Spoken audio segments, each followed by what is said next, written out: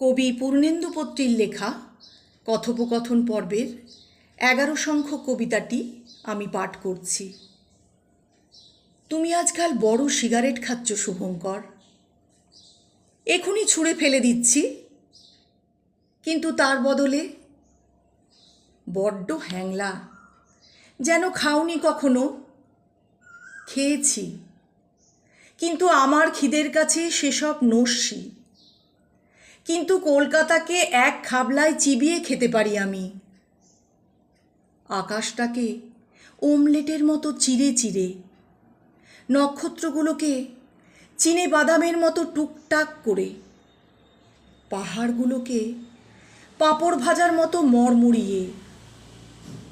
আর গঙ্গা, সে তো এক গ্লাস শরবত। থাক, খুব বীরপুরুষ। সত্যি তাই, পৃথিবীর কাছে আমি এই রকম ভয়ঙ্কর বিস্ফোরণ। কেবল তোমার কাছে এলেই দুধের বালক, কেবল তোমার কাছে এলেই ফুটপাতের নুলো ভিখারি। 1 পয়সা, আধ পয়সা, কিংবা 1 টুকরো পাউরুটির বেশি আর কিছু ছিনিয়ে নিতে পারি না। মিথ্যুক। কেন? সেদিন আমার সর্বাঙ্গের শাড়ি ধরে টান মারুনি। হতে পারে